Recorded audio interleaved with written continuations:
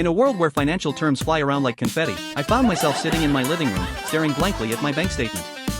Net worth, they said, was a measure of your financial success, a number that defined your existence in the adult world. But as I sipped my coffee, I realized I had no idea what it really meant. I mean, who came up with the term net worth anyway? It sounds like something that should be calculated by a group of mathematicians wearing lab coats, not a regular Joe like me. So, I did what any self-respecting adult would do, I googled it. After a few clicks and a confusing rabbit hole of financial jargon, I stumbled upon the definition, assets minus liabilities. Assets? I had a cat and a half-eaten pizza in my fridge, hardly a goldmine. Liabilities?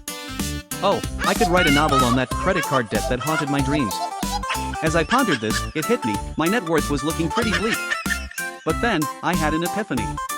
What if net worth wasn't just about dollars and cents?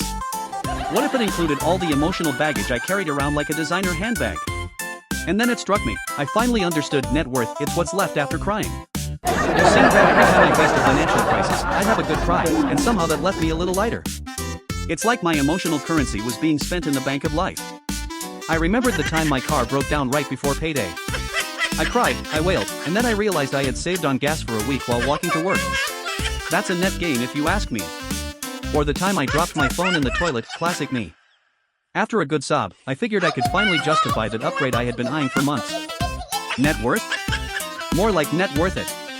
I started to think of my life as a balance sheet of sorts.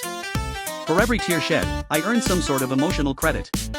Like the time my best friend moved away, and I cried rivers. That left me with a wealth of memories and a promise to visit her in a city that sounded suspiciously like a travel brochure. I even made a list of my emotional assets, laughter, friendships, and the ability to binge-watch an entire series in one weekend.